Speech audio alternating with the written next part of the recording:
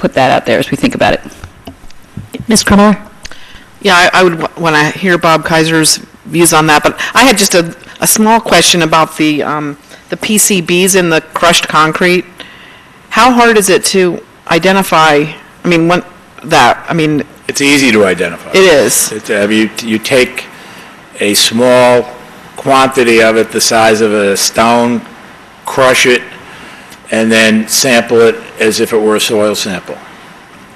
So it's not a huge cost to do that, it seems like a no-brainer to do it then. No, it's not a huge cost to do it once, depending on how much concrete there is and what protocol you're going to find. You could test it once to just assure yourself it's not there. You could test it, every 3 days. You could test every 100 cubic yards. How much it costs depends on what decision is made about the quantity of the testing. Thanks. And then I wanted to ask Bob what he thinks about continuing.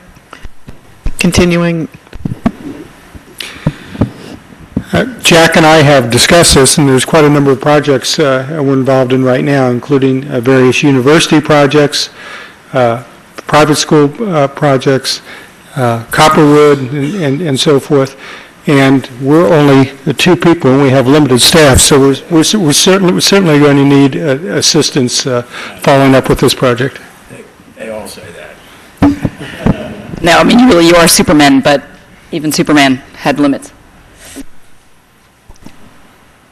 Mr. Miller?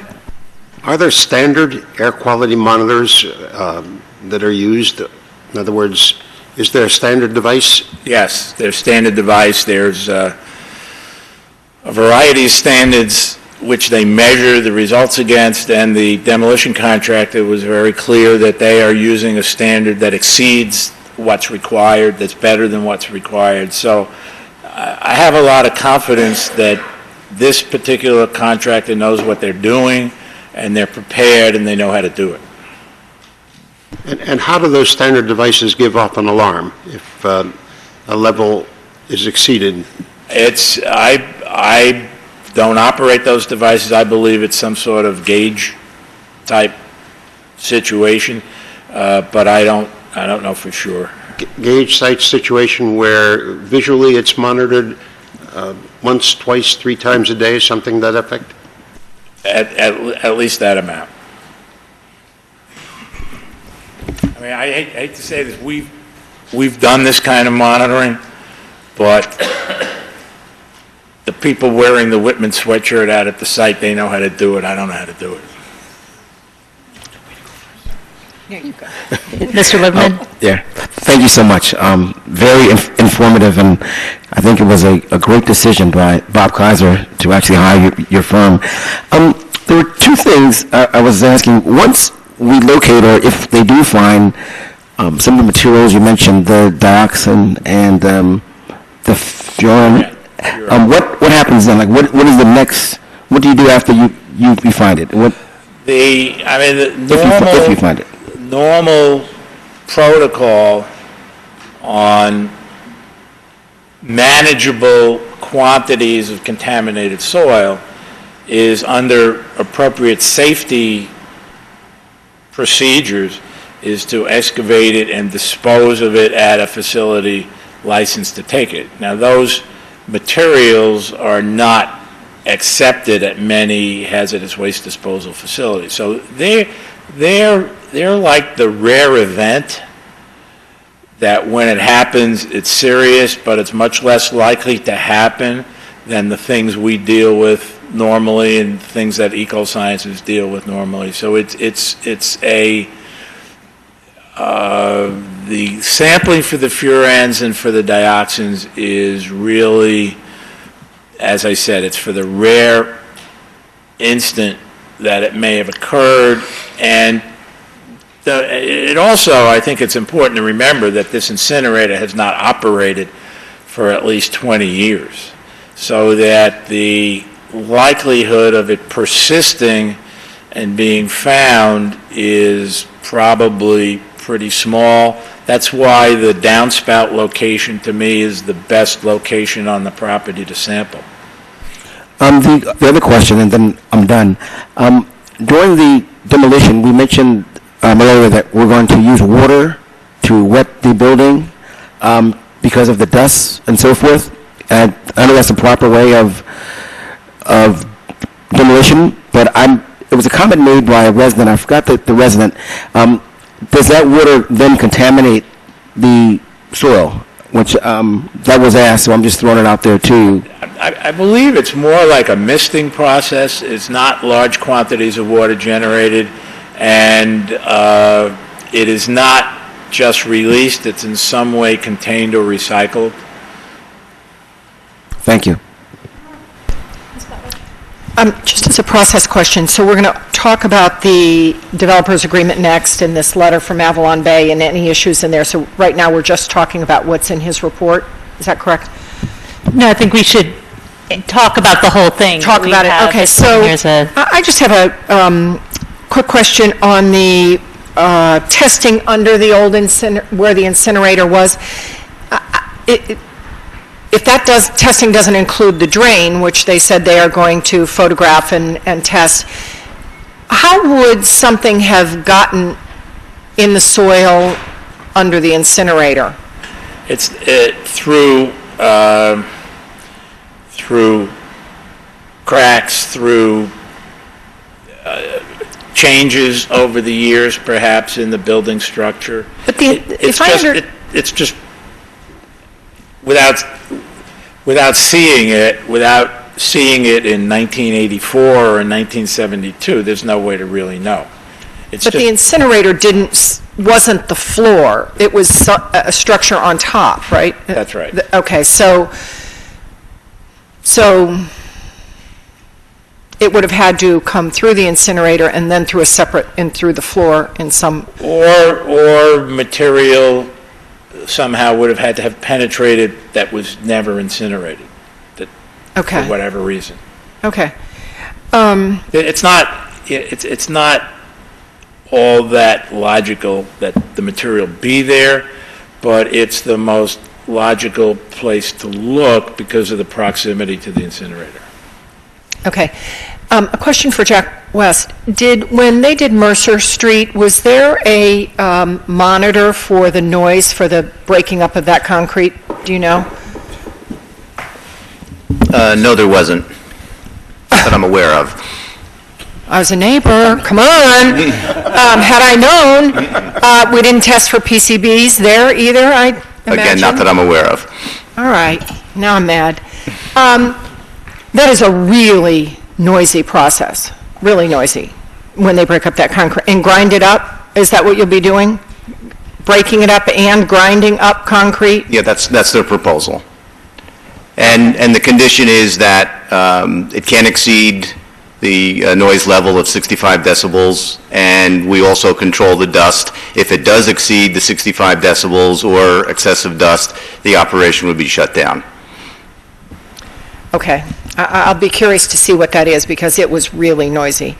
But that brings me back to the Pocket Park.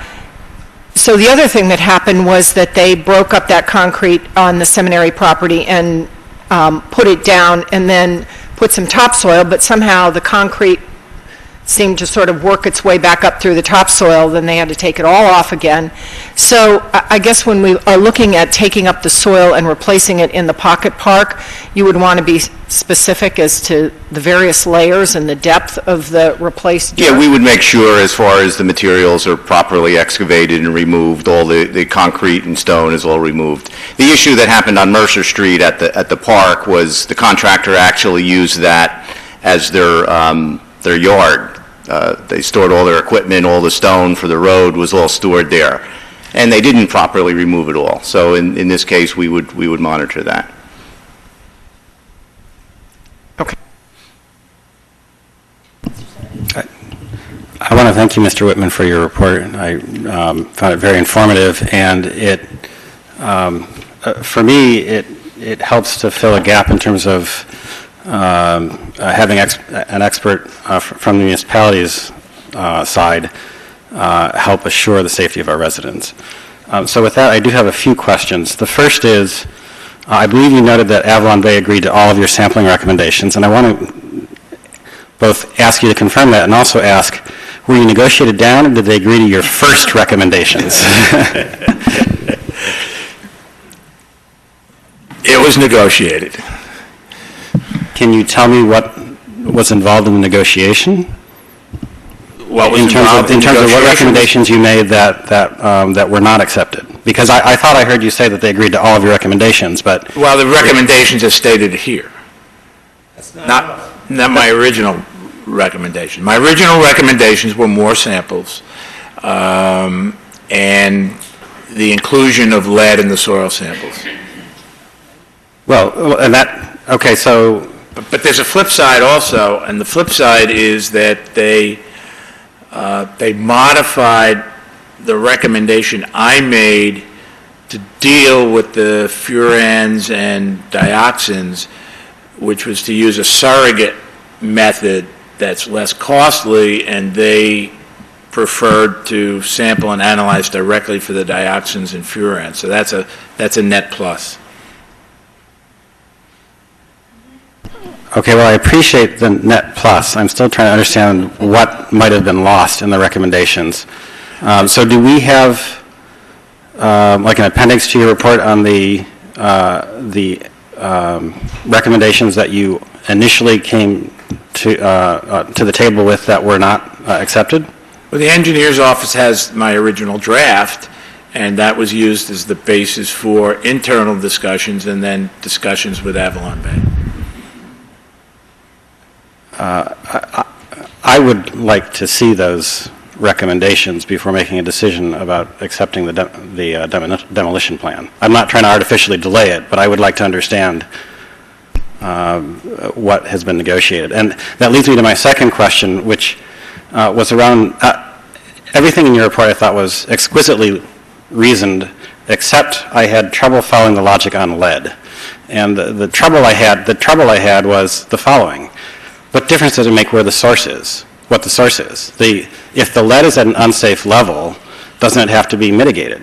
When I was hearing you describe your report back, that was my one question that sort of popped out as a red flag. And so could you please address that particular question? It does have to be mitigated if it exceeds the allowable limit, and it were to remain on the property, or it would have to be managed, so yes. But I believe I understood that we're not sampling for that under the current... We're not sampling for that on the exterior samples. We are for the interior sample. But you had originally recommended that we do so, if I understood your earlier answer. That's correct. Okay, so those were really my only questions, and those are really my only concerns with the plan, because the rest of it is being addressed by the recommendations. Okay. Are there any other questions from council before you open it up to the public? Well, right, I'll follow up on that, on the lead. So just to be clear, you originally proposed that we have samples for lead on other places besides the interior. That's correct. And why wouldn't we want to insist on that now? I mean, what changed? The change was, as expressed by Avalon Bay, that they don't want to be held responsible for material that did not originate from the incinerator. That originated from vehicles. Environment, I get it. But Okay, my suggestion would be that we open it up, because I know people have been waiting a long time to speak, and I then we'll think we bring need it to back. address the lead issue. Okay, and then we'll bring it back to council. Yeah, Ms. Are we Butler? going to talk about, I'm sorry, are we going to talk about this document? Any questions we have now, we're going to talk about this, or? We're talking about everything as a piece, because the All of it. one thing we're not voting on the report Right. from Whitman Consulting. We're not voting on the memo from Avalon. We'd be voting on the developers agreement. But the others speak to what's in the developers agreement. Then before we open it up, can I say a couple things? One is, in the Avalon agreement, they mention that no site lighting will be erected on the property during demolition. I can understand why neighbors don't want lights on it, but I wonder if we wouldn't want to have lights in the event of an emergency. I'm thinking about the Dinky when the canopy collapsed, and, if something were to occur in the dark, wouldn't we want to have lights up on the chance that there's an emergency? I understand that neighbors don't want them going 24/7, but I don't know. It was something that occurred to me. Mr. Kaiser?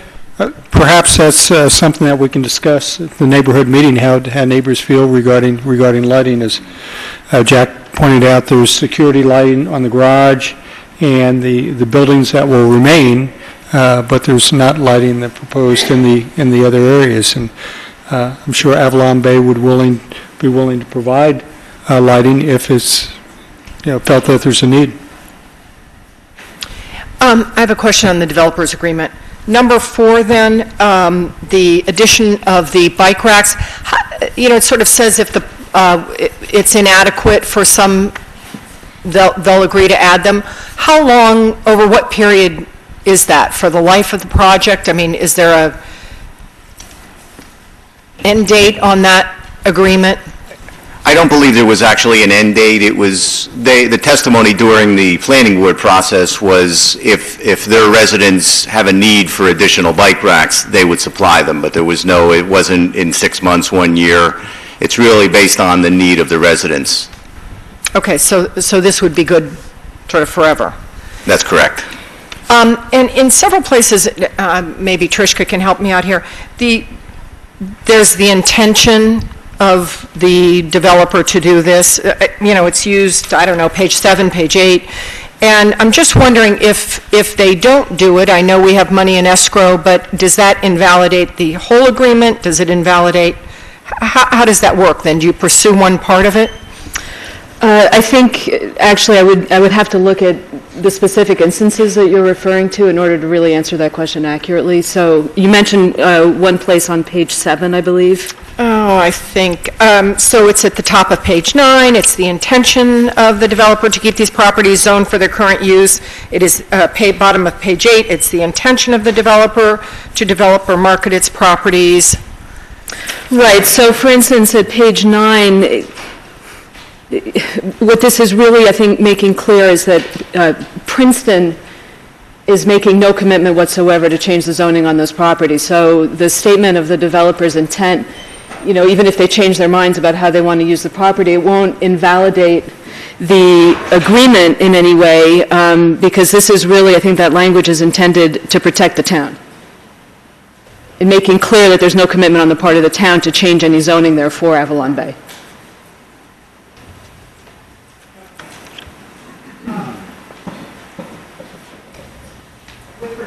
With regard to the Pocket Park, there's no mention of any benches so I think when we last discussed it, we talked about the developer keep doing the maintenance on it, but I thought at the 20-year or whatever, the point at which the equipment needed to be replaced, that was going to be the responsibility of the municipality. Did that change? I don't believe that changed, no.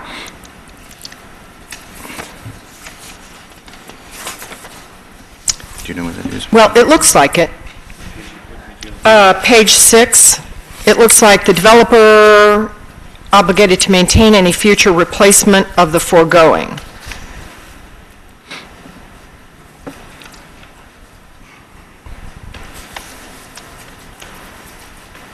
And I wonder if there are any specifics about what's included in the Pocket Park, whether there are any benches, any water fountain? Well, there are plans that were developed, and it's subject to review of the landscape subcommittee of the planning board. Okay. So but they have developed plans that show where the benches and tables and that type of, all the hardscape is. Okay. But that does seem to be a little bit different than what we had discussed previously. I'm happy if they're going to do both maintain and replace, but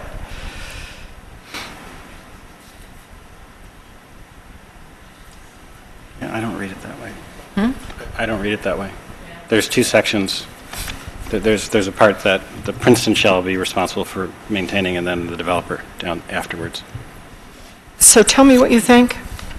Princeton shall be responsible, for the future installations, but, So this is the park itself, but the play sets would be Okay. Princeton. Okay, I'd like to open it up for great, all right. for public comment. Okay, so can I just get raise your hand if you're interested in speaking? Okay. If I could ask everybody to try to keep their comments to 3 minutes, and then if somebody else has said something that you want to say, you can get up and say, I agree with that person, but just so we can, please come and state your name and address. Yeah, again, Dr. Hamid, I'll be very brief. Thank you, Mr. Simon, for raising the questions you did, because these are the same kind of questions I have. And Ms. Butler, there's a difference between intend and will do. And I think it's a very important legal distinction that you raised. And I think it concerns all of us because we've seen the behavior of Avalon Bay, not to cast aspersions on them, but they have not always been forthcoming. The other thing is that's very important here, and I want to thank also this gentleman for his very good work, but I do think that there's significant questions that were raised by Mr. Simon. I think we need the council to make these negotiations, not you nor Mr. Kaiser. I think this is very important. It was not your purview to do that. Secondly, I think Mr. Kaiser, Mr. Mayor, raised a very important point. He said only the two of them. I don't know how they're going to keep track of these other projects they have to take care of and also monitor this Avalon Bay project, which is a significant project. And the other thing I'd like to ask is, sir, have you ever been in charge of a hospital demolition of this significant size? Have you? No, sir. Okay, that's a very important matter because I know a lot about demolition, having worked in construction for many years. It's a very tricky thing, and I think that you have good expertise, and Mr. Kaiser, you're aware of my questions, and I would like to let you pursue that, and I will be in touch with you, Mr. Kaiser, as a landlord and as a tenant and as a citizen, and I think we all need to be aware that this gentleman is very qualified in certain areas, but this hospital situation is very, very tricky. And I think the thing is about the PCBs, the asbestos, and the lead, these are all significant items that were just kind of whitewashed. Oh, let's not worry about that, and let's not worry about the generator. Nonsense. The generator is an important matter. It should not just be slipped to the side. So be careful of the language that you accept, please, counsel. You've raised good questions. I personally, with my background, have more questions, but I do want to stop speaking as I promised I would do. Thank you very much. Thank you. I'm Joe Small, Hawthorne Avenue. I didn't come intending to say anything, but I'm shocked. And Mr. Simon hit the nail on the head. You hired an expert to give you an independent report using his scientific knowledge. He didn't do it. He says, well, I negotiated for you. I gave you a report of what Avalon was willing to do. That's not what you ordered him to do. It's not what you should pay him for. You should pay him when he gives you his real report and his independent judgment, and then you'll decide whether you want to negotiate or not. But without knowing what his standards were, you can't approve this. It's shocking that people of your integrity and your intelligence and your commitment to get good value for the money you spend will accept this report and pay for it until you have his independent decision. Thank you. Thank you.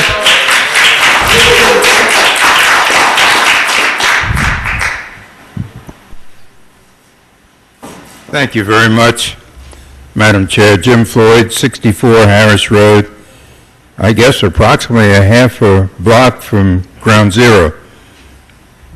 Let me just ask, and I do agree with the previous speaker. Let me just ask a question. Do we have in our ordinances and rules and regs anything that governs demolition and the attendant procedures that take place?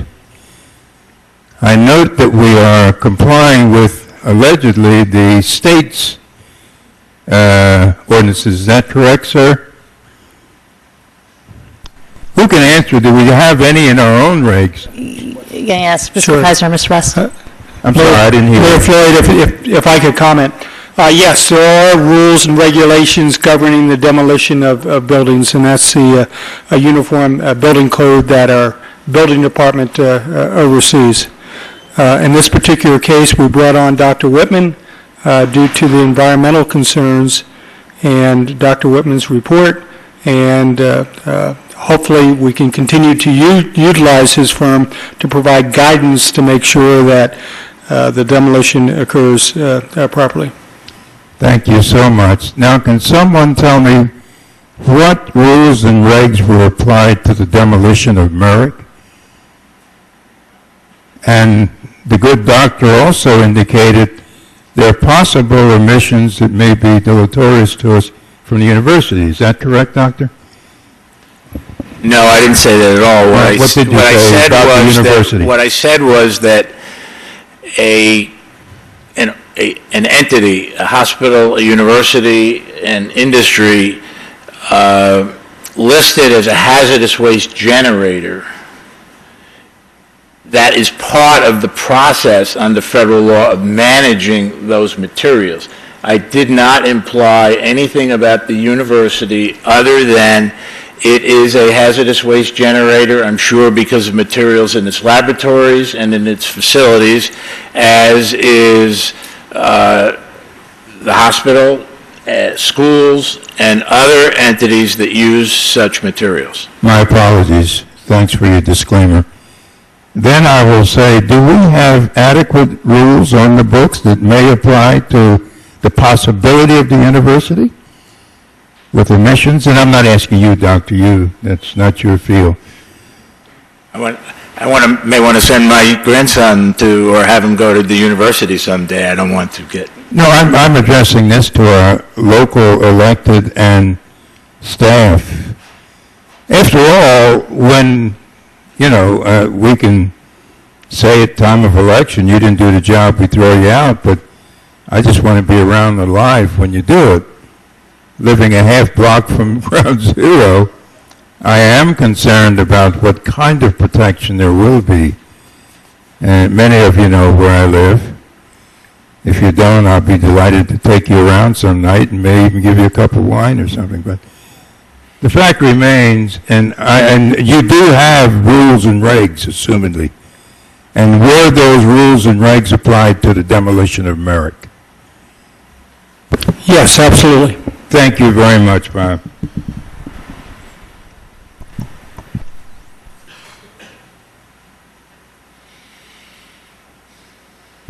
Good evening, Victoria Airgood, 35 Jefferson. I'd like to address an issue that has been raised several times before, but as I understand it, at the present time, has never really been resolved, and that is potential soil contamination at the hospital site from the hospital's historic liquid waste stream.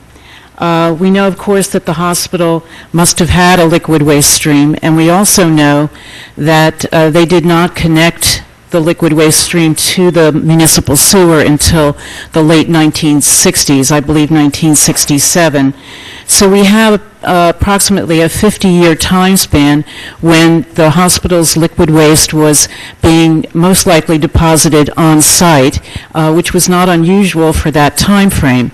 There has also been a report from, I don't remember who it was, but someone has put a report in the record in connection with the Avalon Bay application that lists the potential contaminants typically found in hospital liquid waste streams, and those included heavy metals, and which are not detectable by odor or sight. The only way to detect those metals in the soil would be by testing, and also these heavy metals persist in soil, especially if the ground has been built over, as many parts of this ground have been.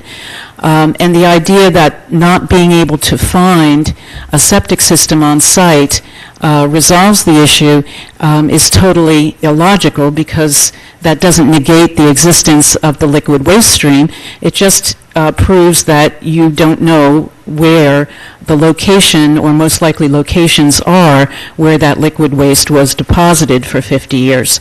The only way to address this issue is by testing in some organized fashion, and I believe that that is not being done.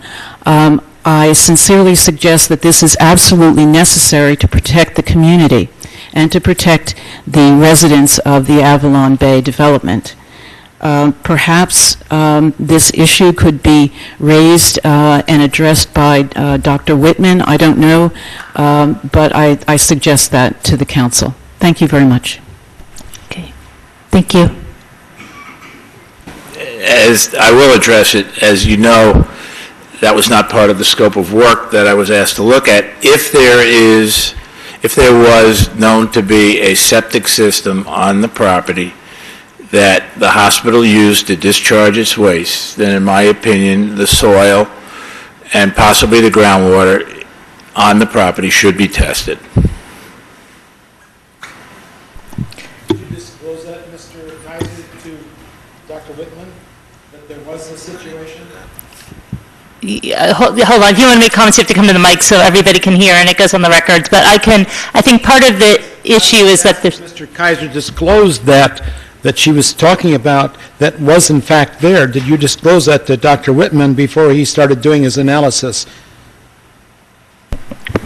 This is an item that we hadn't discussed. The information that I have is that there was a sewer line that was provided to the hospital that conveyed its liquid waste. And my understanding is as work proceeds, if there's any evidence of any materials that would resemble a septic system, obviously tests would have to be conducted at that time. Proceed. Joseph Weiss, 70 Lee Avenue. The story of the incinerator, in some respects, gives me more concern than the possible contaminants that will be found on the site. Because during the planning board hearing, or planning review process, there was no mention made of an incinerator. Then at the last council meeting, I think it was the last council meeting, we were advised there was an incinerator on site, but it only burned paper. Now we're talking about a medical waste incinerator. And I think the trajectory of that story, the changing character of it, causes me great concern, because it's been repeated time and time again from the very onset of this entire project, from when the hospital got, or the Princeton Medical Center obtained there's rezoning of the site under false pretenses, when Avalon Bay presented false information to the planning board. So that gives me pause. The second thing I want to tell you is that you're about to sign a developer's agreement, and at that point you're going to lose a lot of leverage in this entire process. And it is still not clear to me that two major issues have been properly addressed. One is the infrastructure and the demands that this project will place on the town infrastructure, and who will pay for that if the infrastructure is found to be insufficient. The second is our schools. No one has yet, or I have not been made aware of any hard documentation or study of the impact that this development will have on our schools. I understand, actually, as of today, that the school board is undertaking a demographic study. But if, in fact, the schools need to be expanded as a result of this development, who's going to pay for that? The town, at this point, being that there's no provision whatsoever in this developer's agreement for Avalon Bay to bear these costs, the only people I see left holding the bag are the citizens, and that means our taxes are going to increase. And as a gentleman mentioned earlier, we are really struggling under the burden of our property taxes. And I'm not saying that's your fault, but that's just the way it is. And I think if, in fact, we are required to upgrade our schools, expand our schools, and upgrade our infrastructure as a result of this project, and we have to pay for that, it will drive a lot of people out of this town, and you will have accomplished the very opposite of what you set out to do by including an affordable housing component in that project. Thank you very much.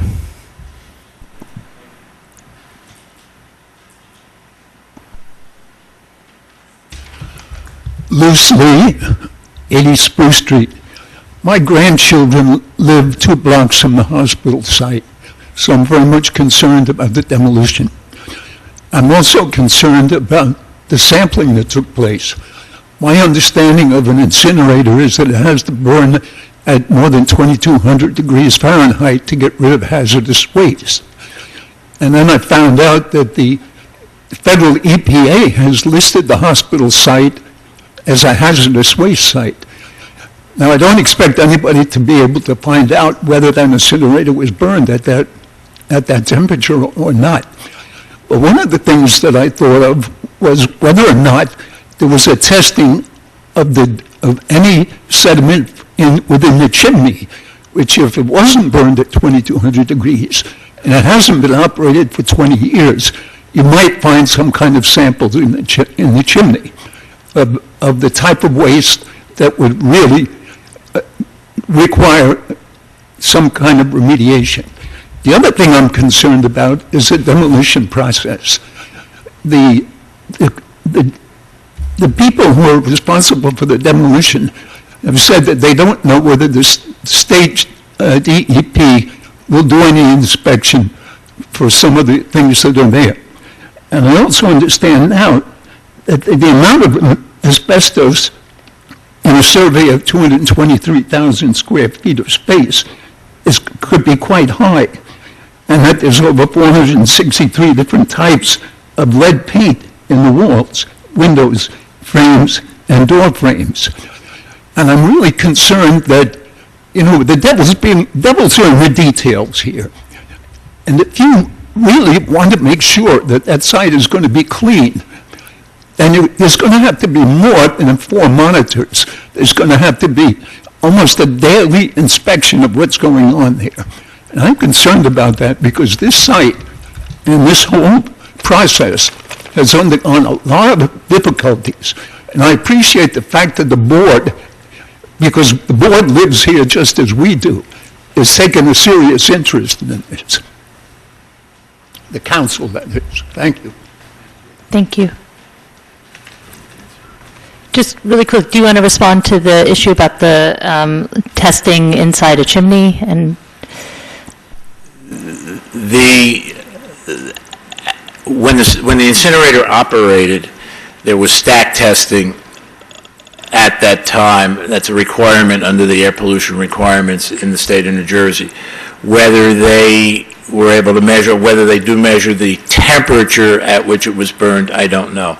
In terms of the material inside of the chimney as an issue as part of the demolition, that would be the responsibility of the demolition contractor to properly demolish, package, and have that material removed from the site and have it disposed of at a permitted legal facility for its deposition. I don't know whether there would be a residue inside the chimney that would go back to the incineration and the material that might have been incinerated. Under the way the process works, handling those materials would be the demolition contractor's responsibility. It did not come up in the discussion that we had with the demolition that I had with the demolition contractor. Anita Goroniak, 1 Harris Road. I want to speak to you about this flyer that we received on Harris Road from ProTech Documentation Services. But first I want to thank you for responding to my emails on the weekend. That was really wonderful. It's one of the joys of living in a small town that your elected officials know you personally and respond to you personally, so I thank you for that. as I said in an email on the weekend, some of the neighbors who received this in their door thought it was a scam and threw it away. Other people are feeling a bit cowed that if they don't go with this developer who is documenting the doing pre-construction inspections of the homes and documenting that with, it says here, digital photography and audio notes, and they're hired by Avalon Bay, that they will have no recourse if there is damage to their property. So my concern is, and my question is, regarding that documentation. One of the neighbors had called this company and said, well, do we get copies of this? Do we get copies of the photos? Do we get copies of the audio evidence? And the answer was, we'll have to speak to Avalon Bay about that. So our concern is, who is this company really beholden to? And then I believe in the exchange that we had on the weekend that you mentioned that the municipality would then have copies of our videos of the interior of our home. And do I have that correct? That's how it's spelled out in the, I think it's the developer's agreement, where a copy goes to the municipal engineer. Okay, so I'm pretty picky about who I let see the way I live. I'm not sure that a lot of people are going to feel comfortable about that. Yeah. If I can just address it, I think the developer's agreement speaks to the municipality having copies of the documentation regarding the roads. But certainly I didn't see anything in there about the municipality having the photographs of people's homes, nor would I advise it, frankly. I think the municipality would not want copies of those. Thank you. Maybe I misread it. And could we add into the developer's agreement that the residents should get copies? Well, at the moment, the developer's agreement doesn't call for the photographing of the homes. It doesn't speak to it. I think this was something that was suggested as, courtesy to the residents to have Avalon Bay offer this service to them. I think it's purely voluntary. I can go back through the developer's agreement, but I don't believe it's even mentioned in there. The developer's agreement really speaks to the roads and Avalon Bay's obligations in that respect. Because I agree with the residents, it doesn't feel like a courtesy if the residents don't get a copy. It feels like Avalon Bay protecting itself. Well, I mean, the real concern was that they had to ask for permission. Whether we get the copies or not, we can see who the company is beholden to, and it's not really the residents. Well, I have a question that pertains to this point, and that is addressed to Ms. Cecil, which is, does Protec have any special legal standing in this? And I ask the question in the context of if a resident wanted to hire their own firm with comparable expertise, would there be any loss of rights to that resident if they did so? None that I'm aware of. So that's the solution. Avalon Bay has offered this. If you believe it's only for their protection, then you shouldn't take it. You should basically hire a comparable service yourself. I don't really know what else to recommend. And for those who don't hire any service? You'd have to consult your attorney on what your rights are.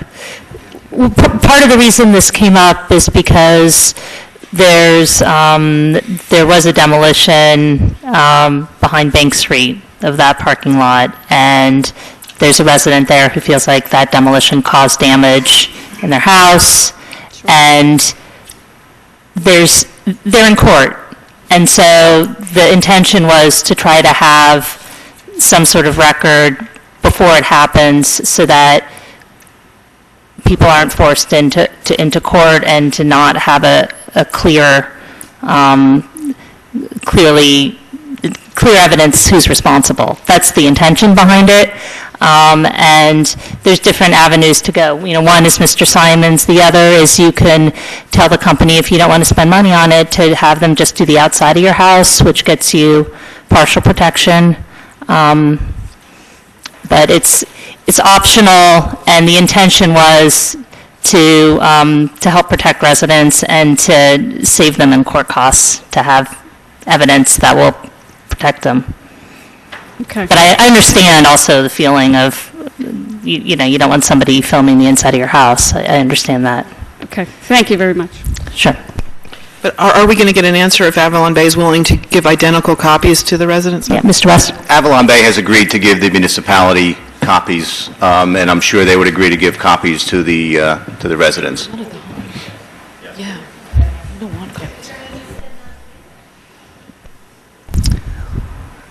Can I go ahead? Yes. Paul Driscoll, 141 Harris Road. I'm addressing the issue concerning the hospital site being listed as a hazardous waste generator. And Dr. Whitman stated that medical waste is considered industrial waste. So then why isn't this site being treated as an industrial site? It seems to me that there are many conundrums here. At the February 18th Town Council meeting, Yaron Inbar spoke at the federal EPA 2011 National Biennial RCRA Hazardous Waste Report, listing the hospital as a large quantity generator of hazardous waste. I'm submitting the document as evidence of that. Conversely, at the January 27th meeting, Engineer Bob Kaiser read a response from the NJDEP calling it a medical waste generator, not a hazardous waste generator. So there appears to be a major discrepancy here, which is important in determining the safe decommissioning. This is a matter which should be included in the scope of Dr. Whitman's report. The question that should be asked, is the former hospital site listed by the EPA in 2011 as a hazardous waste generator? Should the decommissioning process be handled according to the corresponding regulations? So, I know how you explained it, but those regulations were set up in 1976. So what was done with the hazardous waste before 1976? I will try to answer all parts of your question, but I can say for sure I don't know what was done before 1976.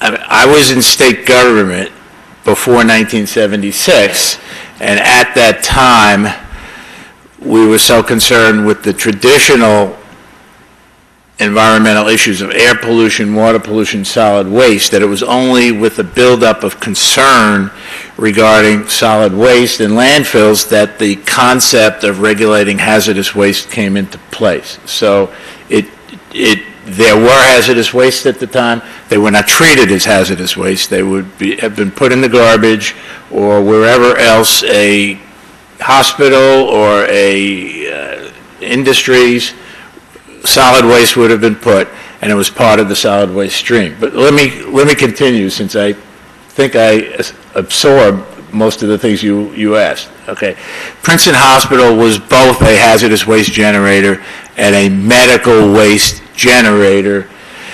The medical waste was incinerated, presumably, from the 1940s to the 1980s. The medical wastes are different than the standard hazardous wastes that the various listings are for. Hazardous waste generator would have included the mercury materials they have, cleaning materials they have, and other substances like that. The hazardous waste issue, though, is one where, as a generator, as a listed generator, it means they were under regulation, they were abiding by the protocols for packaging and disposal of the waste, and it was recorded. So that's why before I said that was a good thing, because whatever hazardous waste there were, and I guess it was on the order of 10 tons a year or 10,000 pounds a year, something like that, was controlled, it was recorded, it was tracked. Then you alluded to the fact that I said that medical waste is listed as an industrial waste, but yet the site is not subject to the industrial waste cleanup law of New Jersey, and that's absolutely true. The listing by the federal EPA of medical waste as an industrial waste it means that it's analogous to companies that did plating of metals. They developed a protocol for plating wastes. Companies that did chemical synthesis protocols for dealing with those wastes were developed. In that context, the federal government called medical waste and industrial waste, meaning it pertained to the hospital industry. That has nothing to do with the state. That's why we get gray hair in our business, by the way, is because we're dealing with these multiple levels of government and regulation. The state law is very specific to industrial operations accepting food processing operations. And there is a federal code that lists all the categories of all economic activity in the country. And under that code, the state law lists those types of businesses that are subject to the law and those businesses by absence that are not subject to the law. Hospitals are not subject to that law, period. Well, then what really, I can't understand if it's either industrial waste or it's not. But industrial So is why- just a term. why can't- Industrial is just a term. It is a term used by the federal government to describe categories of waste materials. It is unrelated to the state law, which originally passed in 1983, which categorized industrial operations, and hospitals are not considered to be industrial operations.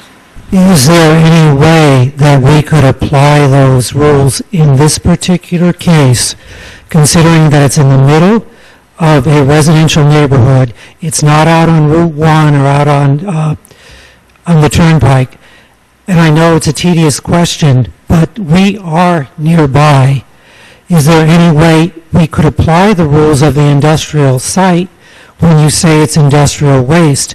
I know to you, you know this very well, but I'm still having trouble with this. The answer to your question is no. You can't petition the state or recommend to the state that this be considered an industrial operation. On the other hand, if the sampling that's done as a result of my recommendations finds the presence of the contaminants in the soil, then from that point on, everything that's done will be subject to the same rules. The same rules as to how you do the sampling, the same rules on the analysis, the same rules on the cleanup, the same rules on expanding the sampling. Okay, thank you. I do have a final thought. This is just one of many environmental safety concerns. It's incumbent upon the municipal governing body to ensure the health and safety of all citizens of Princeton. This matter should not be allowed to default to some vague state regulations. Hiring an independent consultant is a step in the right direction, but this alone will not solve the problem. As town council, it is your responsibility, not the citizens, to fully engage your independent consultant in matters of public safety where more understanding is needed. And I think one of the questions I asked, is this RCRA versus, the industrial, is it within your scope? I guess you've addressed it, but that is within the scope of what you've been hired for, I think. I addressed it because I tried to set the background of what it is that Avalon Bay did in its environmental due diligence and what it is that Avalon Bay did not do. And I felt I needed to address it in that context. Okay. Thank you. Thank you.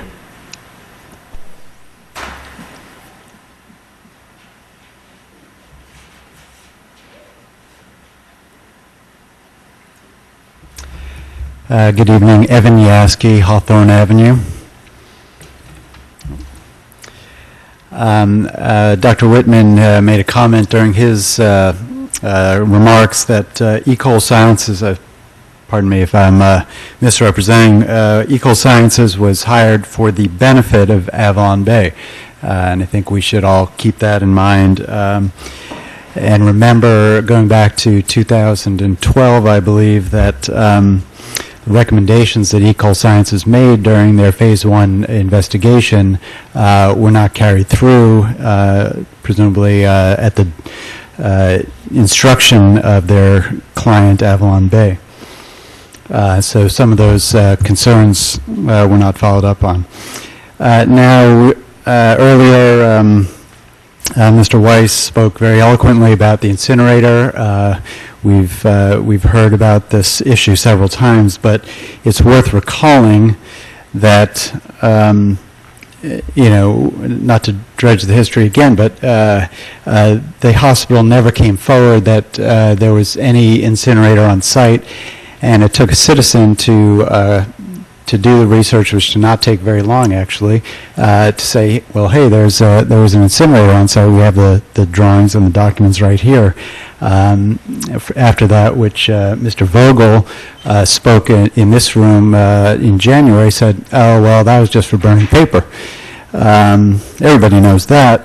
And then we came forward with more documents saying, no, that's not true, as a medical waste incinerator. And so I think the lessons to be learned are, A, we can't really trust anything that comes from Avalon Bay, and I think we probably learned that lesson already, but just to remember that.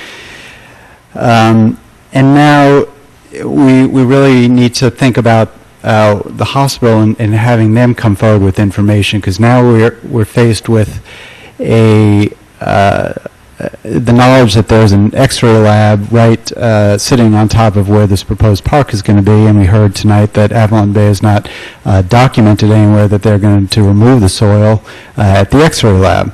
And Dr. Whitman has not made recommendations or negotiated on the town's behalf to have that exterior soil tested. So I find it really appalling that the hospital, who this community supported for decades, and so many citizens donated to the hospital through the FET, through foundation work, has really now treating the town in this manner is really reprehensible. So I think it's worth another demand to the hospital to come clean, please. All information about what's in that building, what processes were done, tell us now so that we can find it, we can remediate whatever's in that building, whatever's in the soils. Now we get to the issue of an independent testing agency for hazardous materials throughout the site. It's really imperative that there be an independent testing agency on site representing the town and its interests as a full-time consultant during the demolition operations. There's more than enough precedent. It's very common for large construction projects to have independent testing agencies at the cost of the property owner to ensure that the public's health, safety, and welfare is kept utmost. So there should be no argument that as to whether the town should bear the cost of this independent consultant, but it seems obvious from all the discussion tonight that that is a minimum requirement of this construction if the construction actually goes forward. Thank you. Thank you.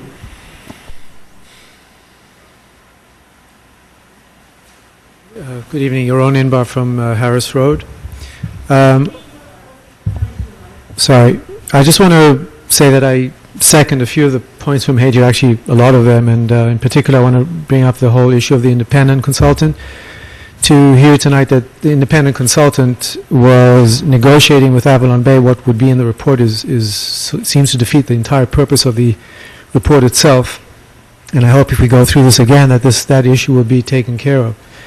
The other point I want to bring up is what Mr. Kaiser mentioned about the septic system. The only permit that I'm aware of that has been identified with regards to the hospital hooking up to the sewage system is from 1966. That means the hospital operated for about 40 years without a sewage system, and unless they had some kind of magical way of evaporating it, it seems very likely that there was a septic system, which is also stated in Avalon Bay's Phase 1 study. Nothing was ever done with that. So that seems to be a very open issue that's still not addressed. The third and last issue has to do with lead again. There are 3 schools and the Pinellas Learning Center right there. It's across the road. Lead is a huge issue, and we heard today that it was dropped with negotiations with Avalon Bay. Seems absurd to me, but I'm not a professional. So again, we need that independent person to say what can and can't and should or shouldn't be done, and not through negotiations. We heard when the demolition contractor was up here why we were all going to be safe because they were going to put a fence up and lead doesn't disperse. Well, then why was Avalon Bay there negotiating that they don't know where the lead was coming from on the site itself? Seems to contradict themselves, actually. That's all I have. Thank you.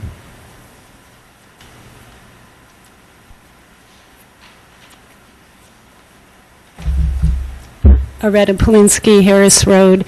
I have 4 copies of floor plans. I'm a visual person, and I want to follow up on this idea that there were actually at least 2 incinerators.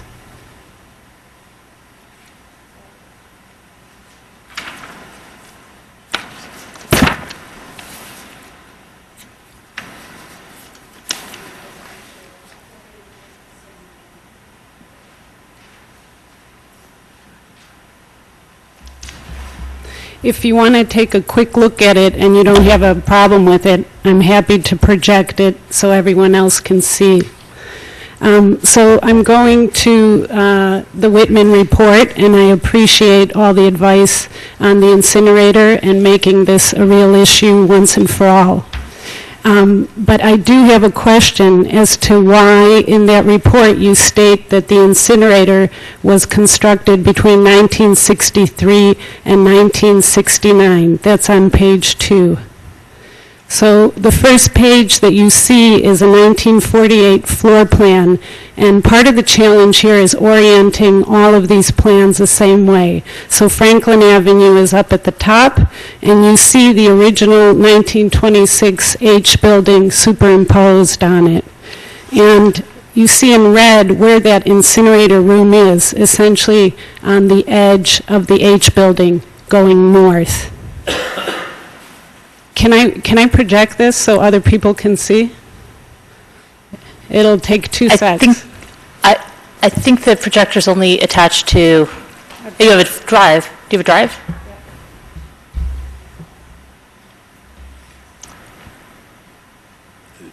The location we discussed before. Is there another one? Is Bob McQueen back there? Maybe we can get some technical assistance.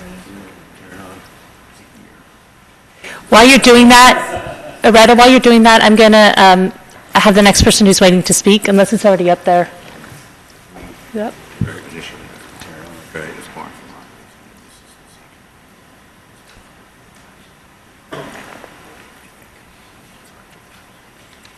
Oh, perfect.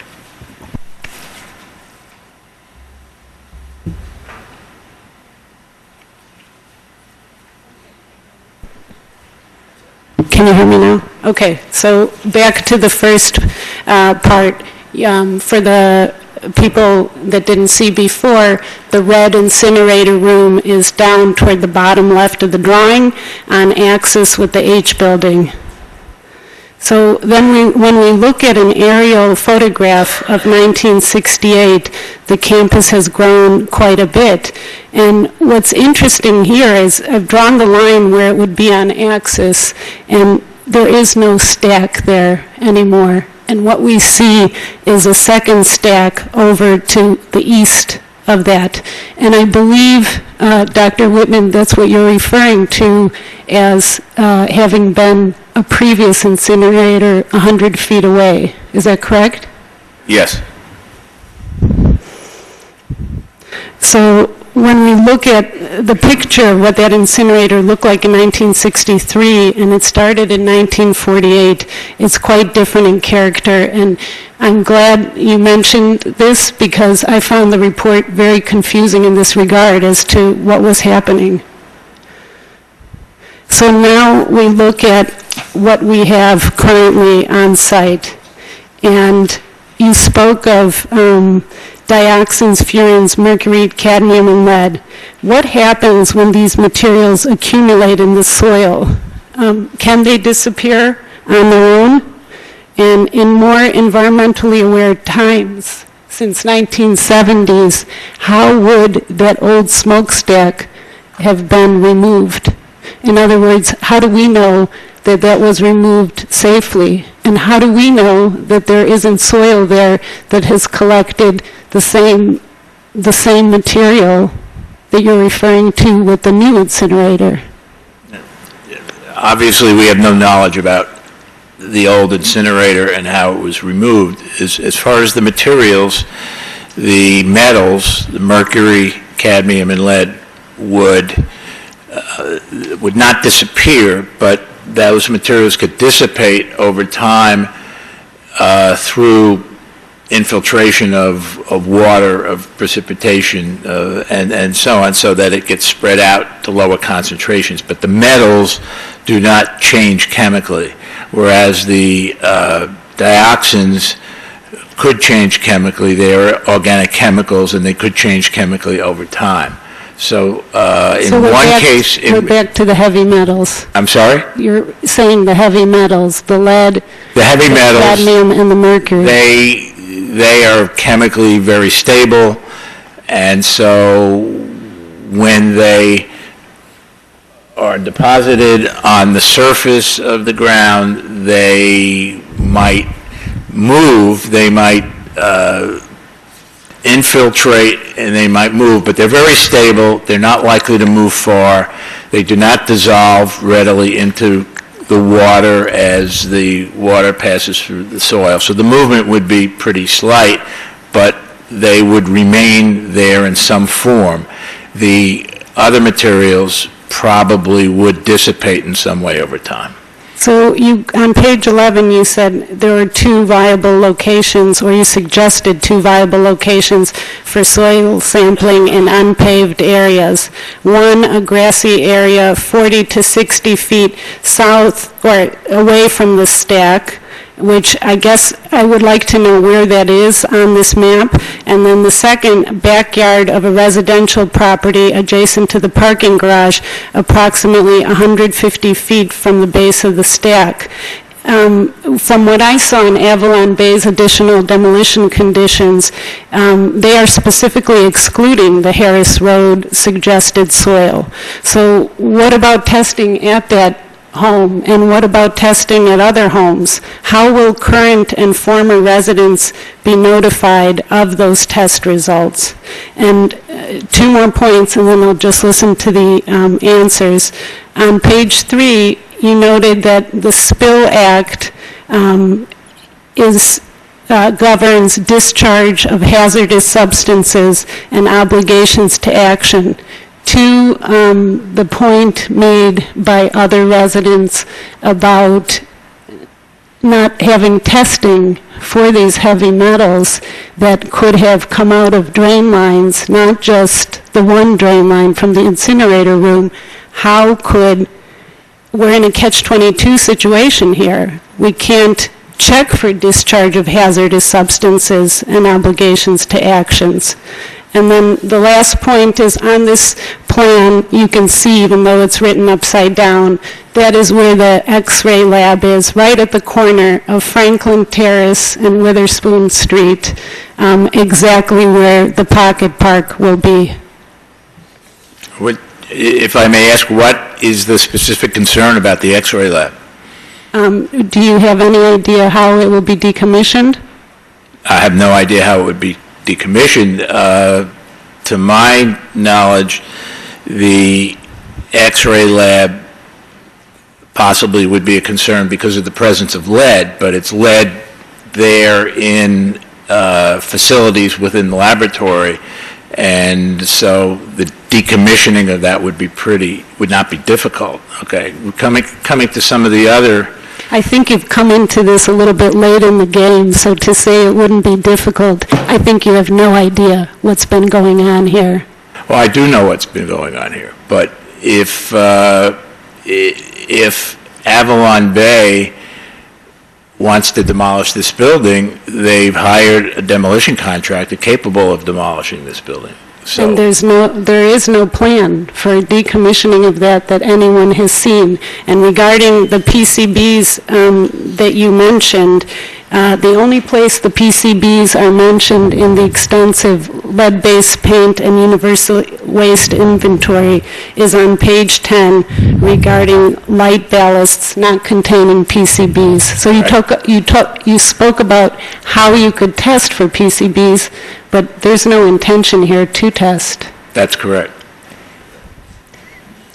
I'd like to try to answer some of the other questions, but I think you passed my maximum number of retention of questions. So, well, how about how do you extend I think one of the important ones about the soil sampling is that the one location, the one I think I mentioned 60 feet south of the incinerator or so on, that location has been moved because it has been determined that there is a roof drain and a downspout, and that would be the preferred area for testing. At the time that the report was written, I had no knowledge that there was such a downspout. So that location, I was told there was a portico there was a grassed area that the roof drain discharged to. That would be the point of sampling. If you can ask any of the other questions one at a time, I'll be glad to try. Which Harris Road property were you? It's the one immediately adjacent to the parking garage. So the third one from the corner? Yes. Yes. And how would current residents and former residents be notified, and why would it be limited to the one? How would they be notified that there will be sampling there, or what the results are? The results. The results will go to the municipality. It's my understanding the municipality would make that information available. I think council would ask for it at our meetings to be updated. So given that there were two incinerators, not one, are two samples over that entire area adequate? I think they are. The other incinerator was located somewhere, I'm very disoriented, but that's okay. It was somewhere to the... I'll show you here. Even the north arrow is upside down. That's how disoriented I am. It's so that all the drawings are in the same way. It's basically on that line, the dashed line coming off of the H, from what I saw. As I understand it, the earlier incinerator was somewhere in the middle of the present facility. Is that right? Closer to the middle. Yes, so there are no immediate grassed areas there. So the areas selected for the sampling would be as among the best to capture anything that might have been discharged from that earlier incinerator as well. And where else are you going to sample? It's the facility has been expanded to eliminate any closer in grassed areas from that original incinerator. Yes, but from when it operated from 1948 to 1968, what's in that soil that could have been paved over afterwards? Does that matter? Those are the questions we would appreciate independent advice on. We're taking this very seriously.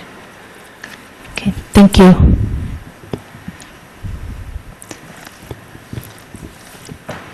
Come on.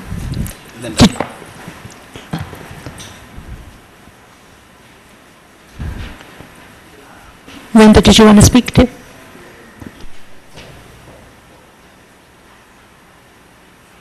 Hello. By the way, Can you hear me? Okay. I had spoken, this is irrelevant to anything. Could you start with your name and your... Oh, I'm sorry. Do you mind if I sit down, by the way? Or would that be... No, never mind. We don't deserve such things. We're just taxpayers. I only rent, but I pay rent to the property owner of $920 a month, and I live 215 feet from this proposed demolition, excavation, and construction site. It is, by the way, the 11th demolition and construction site I will have lived within 100 feet of in the last 42 years, so I'm a survivor. Mr.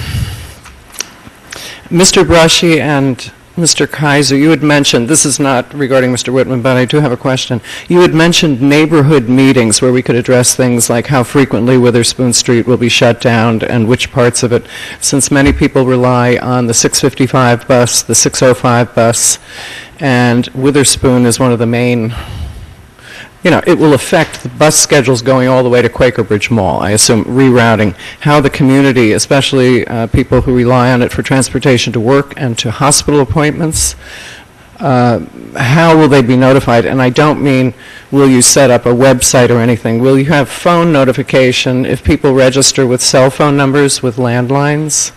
Could something like that be considered at a neighborhood meeting? And how will we be notified of neighborhood meetings? Well, typically, when we do our other projects, we have notifications set up, but primarily that is done through email, not through phone calls. Could we do that in this case? I mean, we can hone in on specific areas, so if we know that there are areas that are going to have a problem, we can do it through our mass notification system. Because people are going to need to know, say, someone said there'll be a 10-day notification, I don't know, from day 140 to 150 about shutting down Witherspoon Street. I don't know what that means. I don't know how many days during this project it's projected that they will have to shut down Witherspoon Street. Can anyone from Avalon Bay answer that? An approximation? Excuse me, if I perhaps could respond. Yeah. Number one, the developers agreement calls for a neighborhood meeting to be held. Oh, good. Okay. And during that time, we'll certainly get into more of the specifics regarding the work that's going to be done, what the time frame is, and so forth. Also, I'm sure we'll be discussing more detail regarding Witherspoon Street and when Witherspoon Street would have to be shut down.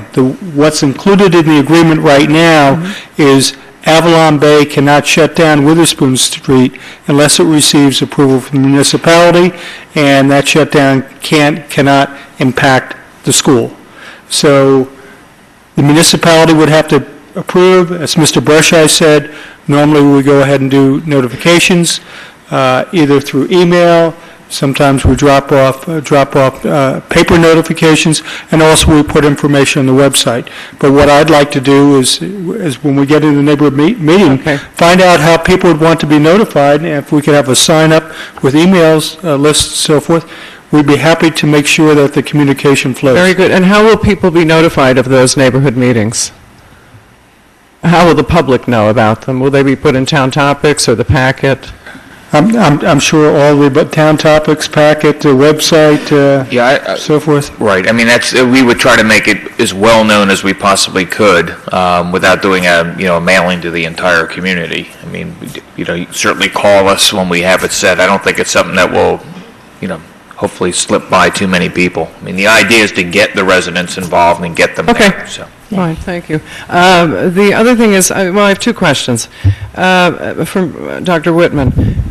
On page 5 of your report, you state that to qualify as innocent purchasers under CERCLA, I assume that an innocent purchaser is someone who will not later bear liability should unforeseen circumstances arise.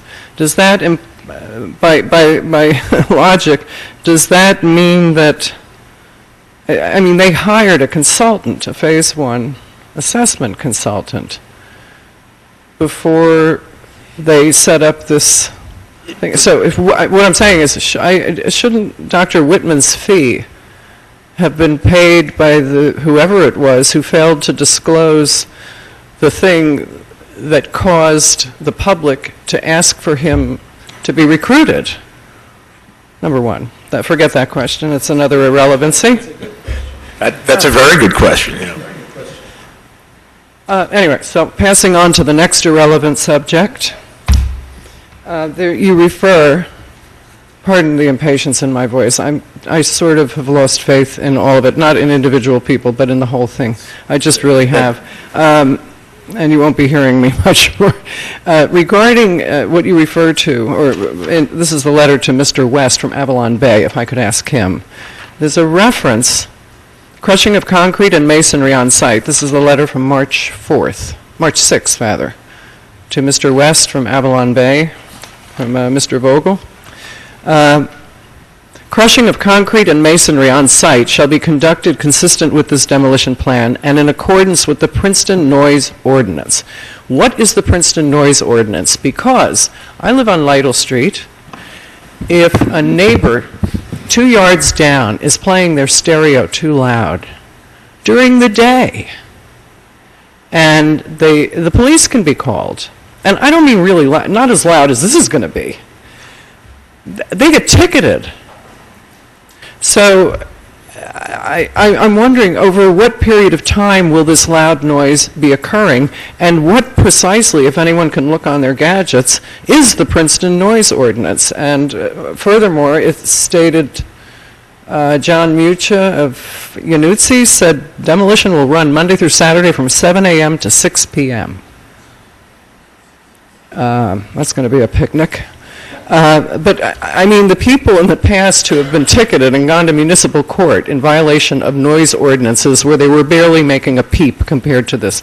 So I would like to know what this Princeton Noise Ordinance means. It's on page 2 of the letter to John, if you'd like it. Yeah, the noise level is 65 decibels, which is the equivalent, sitting at home watching TV is like 60 decibels, so obviously it's not very loud. If they exceed that level, the operation will be shut down. But from what distance, 65 Well, decibels? it will be measured at the street.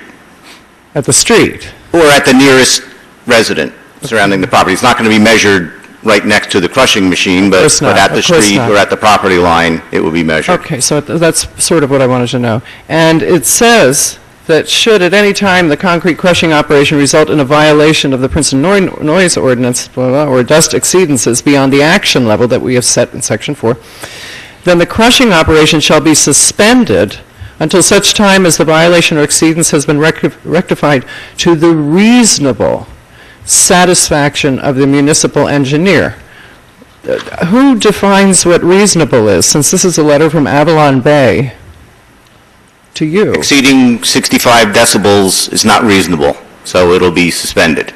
Okay, so it's an official, it's not just an arbitrary reasonable. That's correct. You mean the legal limits? Also, I just want to mention in the developer's agreement that council has before it, it includes that limit of 65 decibels. Okay, okay. Well, thank you all very much. I assume some of you have tried very hard, and I thank the members of the council who asked probing questions. I'm just not very optimistic about any of it, and I wish that the hospital, given that they keep excellent financial records for people who owe them for surgeries they couldn't afford, would have kept such extensive records on far more critical issues to this community. But thank you. Thank you. We'll have two more. The two of you can comment, three of you can comment, and then I want to be able to bring it back to council. We have other things on our agenda we need to get to tonight, and I want to have a chance to figure out where we're going from here. But yeah, go ahead. Thank you. Minnie Craig, Witherspoon Street, and I just want to quickly mention, make sure we keep the concern of the children in mind. We have so many children in this neighborhood right across the street from the hospital, Clay Street, Franklin Terrace, Maple Terrace, to name those three.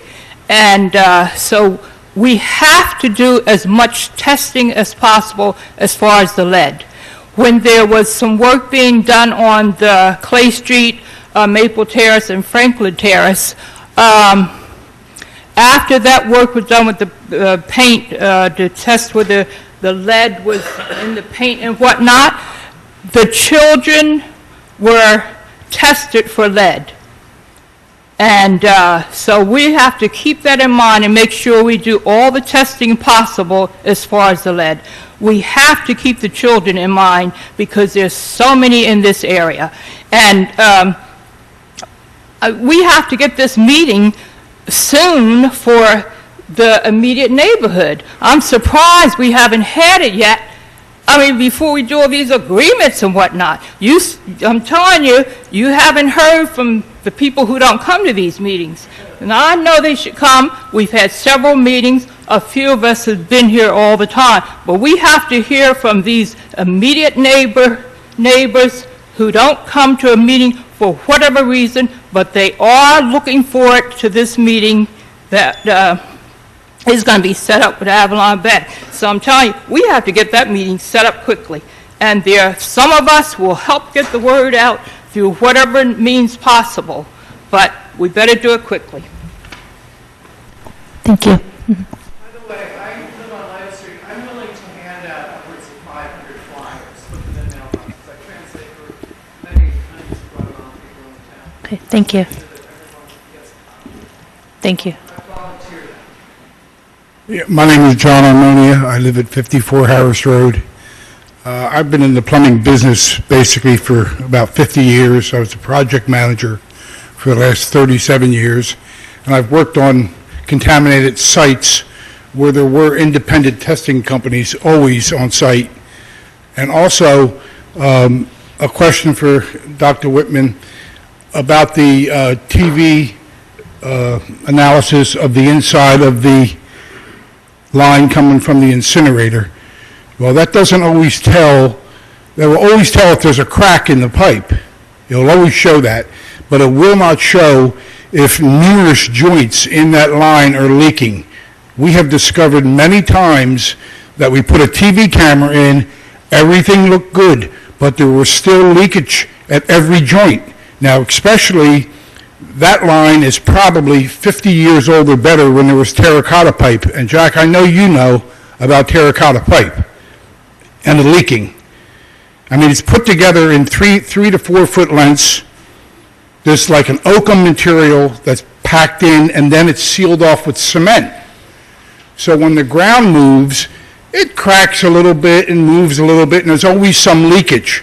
So instead of just looking for an internal crack in the pipe, when you excavate, I think every single joint in that line should be tested to make sure that joint wasn't leaking contaminants into the ground. And where that line goes from the incinerator, it goes into some other main line. That line also should be tested. And other lines coming from critical areas of the hospital should be tested, not just with a TV camera, but where the two joints meet. 10-foot lengths of, like cast iron pipe is in 10-foot lengths, and that was, in the old days, it was oakum and lead, and they were pretty secure. But this terracotta thing is awful.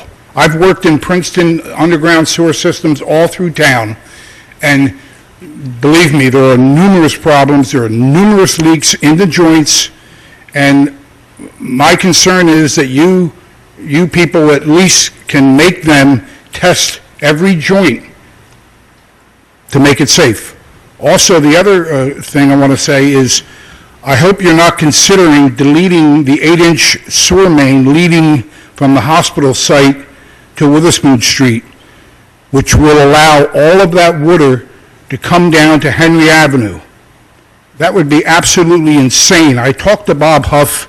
He said he was waiting for the DEP report, and depending on how much water was going to be leaving the Avalon Bay site, they would make a decision at that time. Now, there's two conflicting reports. The Mazur report says there's less water than the hospital site, then the Avalon Bay is going to be putting out less water. The Princeton Commission report says there's 16,000 gallons a day more. The judge in Trenton just last week or so, she went with the Mazur report. Now, all of a sudden, this judge is an expert in judging which one is the best way to measure it. I find it really upsetting that she did that, but she did it. So all I'm saying is, if this project goes through, I'm begging not to delete the 8-inch sewer main leaving the hospital site that ties into Witherspoon Street, because Henry Avenue line will not take it. And believe me, I was in front of the planning board and I explained to them about my sewage backup in my house, hundreds and hundreds of gallons of raw sewage. And I know it's going to happen again, especially if you delete that other line. And the reason why Avalon Bay wants that line deleted is because you pay for 2 sewer hookups. So if you take one away, you only pay for one. So I think it's a matter of money. So you cannot allow them to take that line away. Thank you. Thank you very much.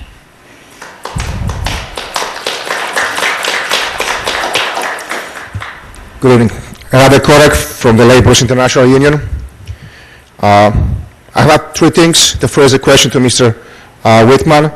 In your professional opinion, contractor who will be performing this remediation work, they should have experience, and how big the experience should present.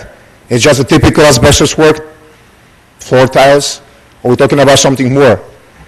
The second thing, finally, I would like to find out the name of the contractor who will perform that work. It's going to be Januzzi, or it's going to be different contractor, one of the subcontractors.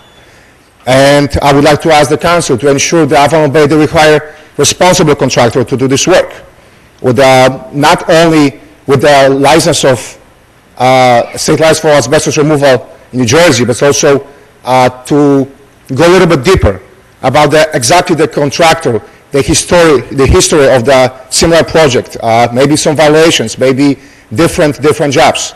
So just make sure that the people from Princeton, they will be safe. And not only right now, but also in the next 25 or 30 years.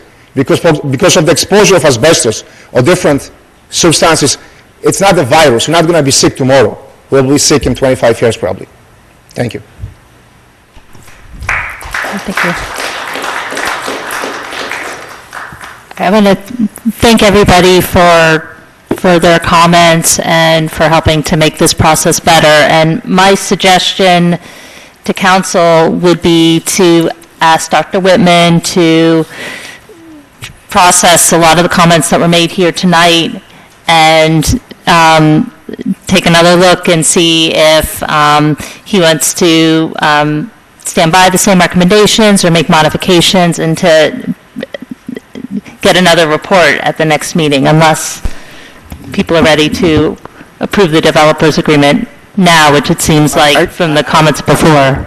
I want the original recommendations he made. I want to know what his original recommendations were and what compromises have been proposed in the agreement. That's one point. I also have a couple of other questions in reaction to various people's questions and statements. The first is, I think both Mr. Whitman and Mr. Kaiser mentioned that if evidence is found of a septic system, then testing would be required. Is that stated somewhere in the developers agreement that that is the case, or is that simply going to be handled through municipal monitoring? What's the action that makes that happen? You want me to? In the developer's agreement, there's language that if anything is found at any time during the demolition or the actual construction of the hospital, that would warrant any additional testing. And just a clarification on the septic system, I was not able to find any records that there actually was a septic system. What I was able to find that there was a sewer line in Witherspoon in 1909. I don't know that the hospital was connected at that point. What I did find is the construction drawings when they built the nurses' building in 1949, and that showed that the existing hospital was already connected to the sewer system at that time. So I know it at least from 1949, or actually prior to that, whenever the existing buildings were done, was connected to the sewer line. Okay. One other question. The sewer line in Witherspoon. We've had, I know, but we have to bring it back to council so we can finish our meeting this evening. We formally closed public comment. Madam, I would say this, though. I would not want you to make a vote tonight. After all the objections you've heard and the questions you've heard and the questions you have, to have a vote tonight would create a great amount of chaos and lawsuits. I promise you that.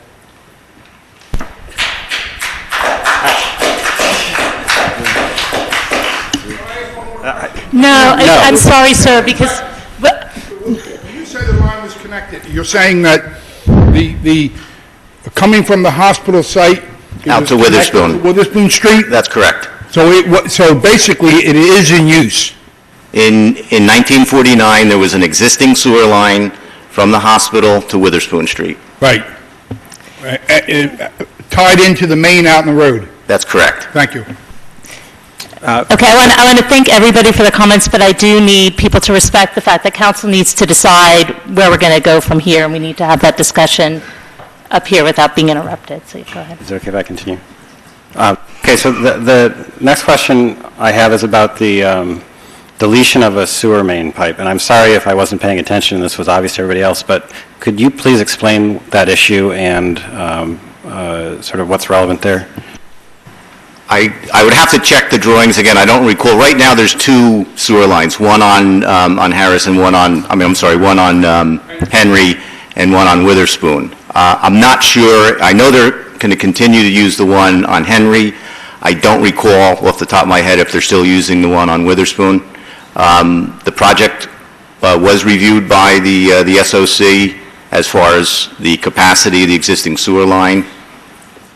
Well, okay, so, but we heard from a member of the public that there were in fact two different reports that came to different conclusions. So the SOC, it seemed like, was the more aggressive one, saying that we needed both sewer lines. Is that right? No, both reports were generated by Mazer Consulting. The initial report had an increase in the sewage flow. And again, I don't recall off the top of my head what the reasoning was, but a subsequent report, I don't know if they actually used the actual flows from the hospital. I think the first one was based on theoretical flows from the hospital. And then, the first one, and then the second one was based on actual flows from the hospital versus what they're projecting. The second report, which shows a net reduction, was made by the same company and should be considered an update to the report. Is that correct. The right way? Thank you. The next question I have is actually from Ms. Cecil, which at least one person commented on the town opening the issue of payment for infrastructure in schools, and I believe that there are legal ramifications to that, but I would rather hear it from you rather than spout off my guesses on what that would be. Yeah, in a nutshell, the town cannot impose any kind of charge for the impact to the infrastructure or the schools, and this is something that irks municipalities and taxpayers throughout the state, but that's just the unfortunate reality. And what the law states is that when you are deciding how to zone a particular property, that's when you take those things into consideration. But no municipality in New Jersey has the ability to charge what would be termed an impact fee to the developer. Thank you. And my last point, just very quickly, a number of members of the public made mention of the fact that at an earlier meeting, it was said that the hospital was just burning paper. That was dispelled in that meeting. We had a conversation about whether the hospital would sign an agreement. They said they wouldn't, and then the engineer actually said, for our purposes, we are not treating it that way. We're treating it as a hospital incinerator. So just for the public record, the staff and the council are doing their due diligence on this. We are working our best to protect the safety of the public. Okay. Thank you. And, yeah, Mr. Miller, and then I don't know if everybody wants to speak. I want people to be cognizant of the time and the fact that we will probably be taking this up again at another meeting, and there are other items on our agenda that are important that we need to get to tonight. With that. So just to be clear, you're saying that we should table the developers agreement? That would be my recommendation. Mine too. So, but if there's burning comments people have to say tonight, that is fine. I just want to make sure we've got enough room for, do we have enough room in the budget, in the PSA for Dr. Whitman to continue to review the file? Well, In the existing, Professional services there's agreement. no room. Okay. I mean, it seems to me we need to adopt or authorize a new one or something, right? how much more work do we want? And what Patrick is asking for and what I would support is the original findings from which there was a negotiation. So, But I think that there may, with the comments that were made, there may be more items than just that. more, That's what I'm saying. There may right, be the more- evidence of the possible septic system. There might be more than just what he said before. I have a question for Dr. Whitman. As a PE, you probably very often give expert witness testimony. And I know this is not a court, but if I look at your report, and this was a court of law, would what you wrote constitute your expert witness testimony? Based on what I knew when I wrote it, yes. Okay, thank you. I wanted to ask Mr. Kaiser, Mr. West, if council was interested in retaining Dr. Whitman for another meeting, if you had a recommendation for monetary amount, so we could vote on that tonight. We had some research, but we haven't determined the scope of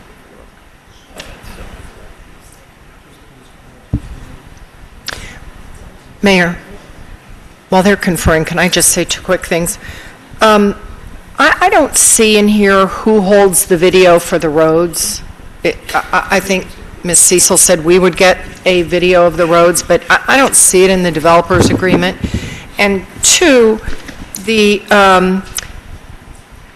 developer has representation on site, and it looks like they have constant contact with the engineer. But I'm wondering if during the neighborhood meeting, we can address how the public, what vehicle they would use to contact the engineer, and particularly if things happen, I'm thinking off hours, if there's, anything that would be going on, what mechanism they'll use to contact the municipality or the Yeah, engineer. typically at those neighborhood meetings, we give our cell phone numbers out so they can get a hold of us. If it's off hours on a weekend, they would call the police, then the police would contact myself or Bob if Okay, well, warranted. just so it's addressed at some point is fine.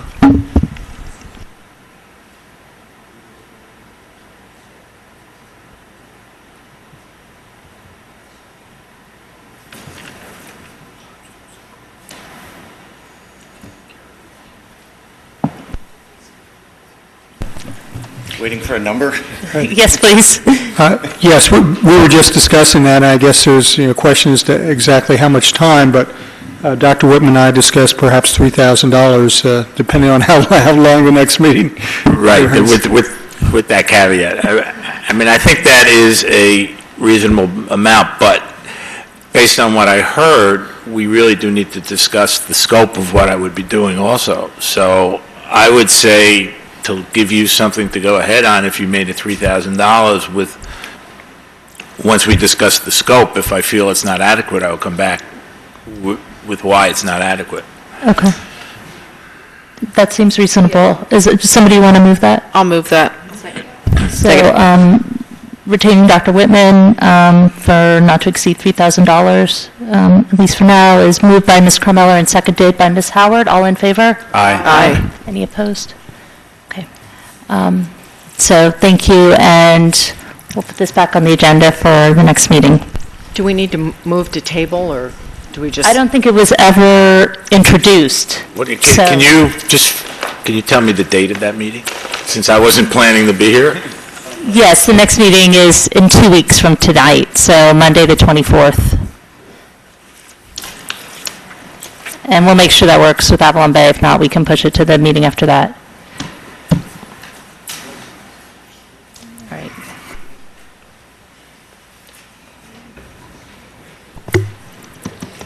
Do you have the agenda? Because I think I'm out of juice. Shoot. Okay, thank you. I know.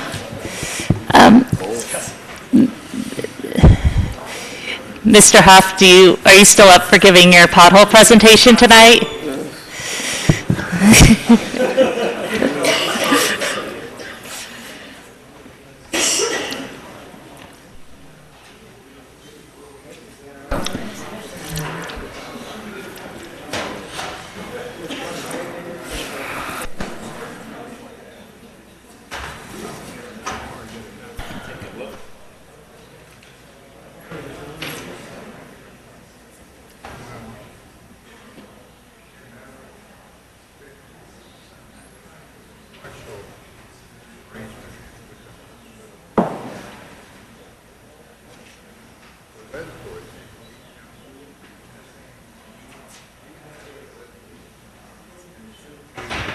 We're all ears. I think you can go ahead. Yeah.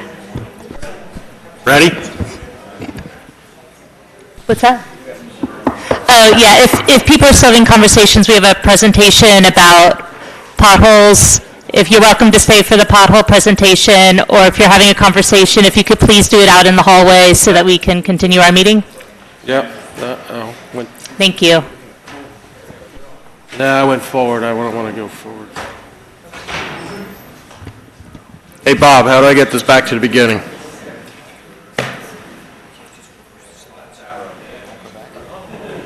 Oh, there it goes. It wasn't working. It's late.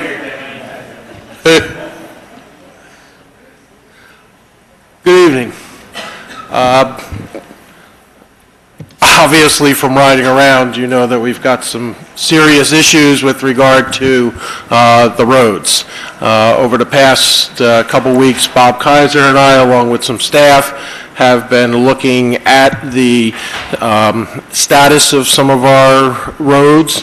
We have several of them which we feel need some significant improvement. As you're aware, we've been out doing quite a bit of cold patch at this point. We don't have any hot mix yet, so we've been doing sort of a Band-Aid in a lot of areas throughout the municipality. These are some of the areas that we're going to talk about tonight that we've had a lot of complaints concerning, in addition to River Road and 206, neither of which are within our jurisdiction. River Road being Mercer County. We've continually contact them regarding repairs out there, and we've also, especially Bob, has been in constant contact with DOT regarding 206. But these are areas that we've gotten a lot of complaints about, so I think the first thing is to go quickly, I promise quickly, through a couple of roads that we have some real problems with. We do have some pictures. The first one is Harrison Street, in particular in the area between Hamilton and Hawthorne. In that area, we've done quite a bit of patching, but it is in very poor condition. These pictures, most of the pictures you're going to see occurred last Tuesday and Wednesday, and fortunately or unfortunately, depending on how you want to look at it, it was right after we did do a lot of patching in this area last Monday and Tuesday when we were out there. So if you look at them and say, oh, it's filled, well, it's filled with cold patch. You can see some of the delineations of where some of these areas are. But this happens to be on Harrison. A couple quick pictures of some of the conditions, and I know I've heard from a few of you concerning Harrison in particular and the poor condition that it has been in. Thank you. Another stretch that's very poor is Mercer, from the municipal line up to the bridge and past it. Again, we've spent a considerable amount of time out there filling holes on Mercer, in both directions, coming in and out of Princeton. Another section that's in poor condition is on Elm Road between Westerly and Westcott. We have a section there that, again, same thing, right in the travel lane, in the tire lines. We've got some significant holes that in craters that we have filled in. In fact, I think this one here that you're looking at was about 6 inches deep. So not only was it long, it was wide, but it was very deep, and that's been an issue throughout a lot of the roads. Quaker coming into the municipality also has been a problem, especially along the edge. There's one we hadn't gotten to yet. That's sort of mild, to be honest with you, compared to some of the craters we've had. You can see there along that guardrail, you can see a couple that have popped back up just since we had patched the day before, where material has kicked out. And the final one on the list here is Mount Lucas and Terhune, right up the road here. We've got quite a bit of deterioration in the intersection here, some of which we've taken care of, some of which we can see. This hasn't popped really yet. This is waiting, sort of an accident waiting to happen right here. This is about to go at some point. You see a couple others.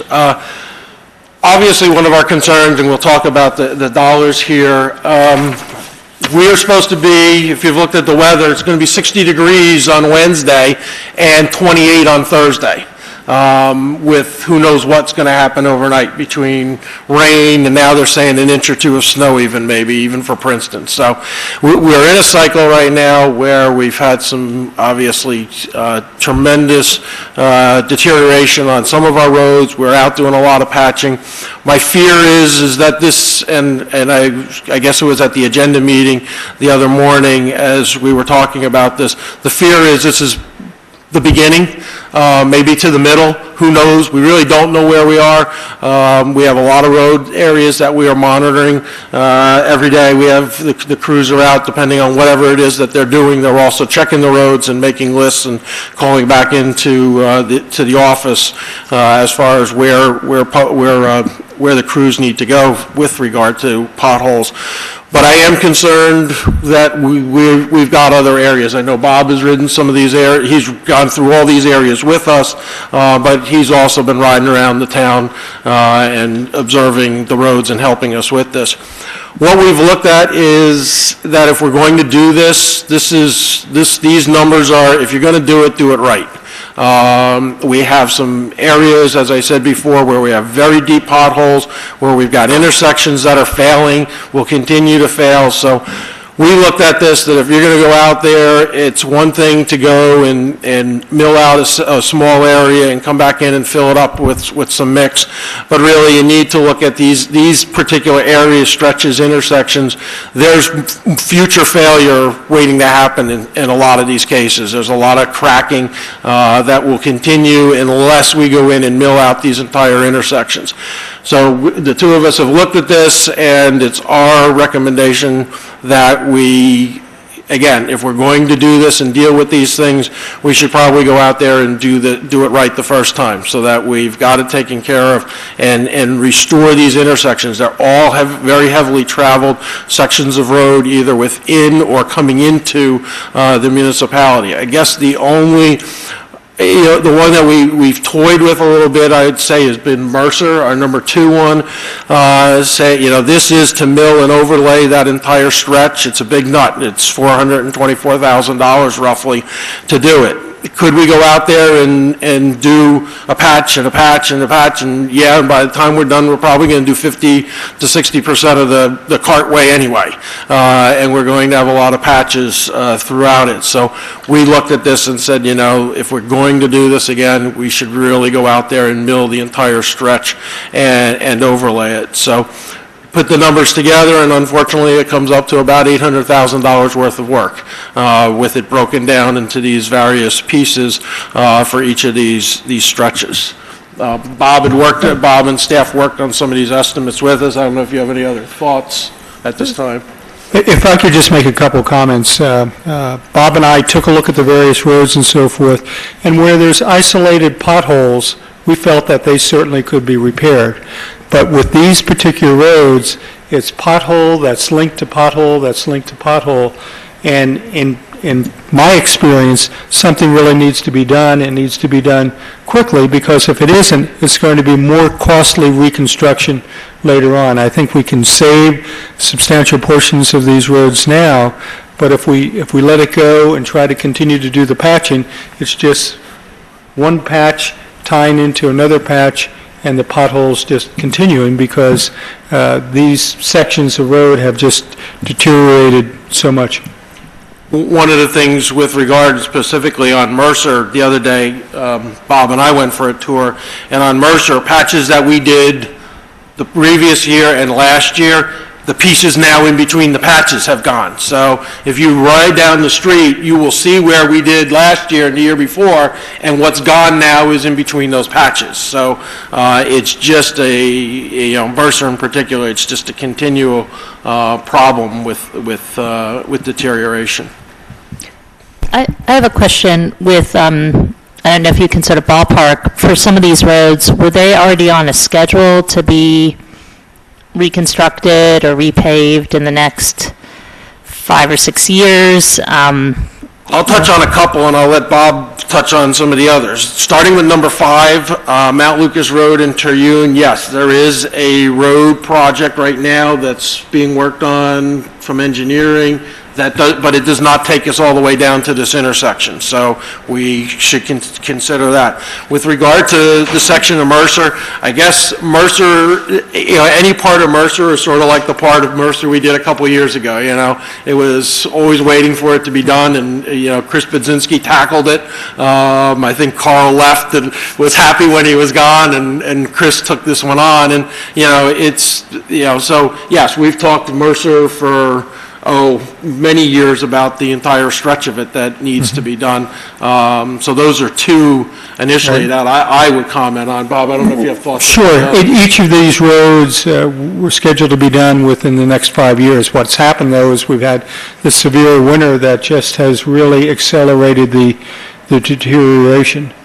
But they're all intended to be redone. It's just that we need to move things up to protect the municipality's investment. And when you say redone, would they be redone the way you're proposing here, or redone in a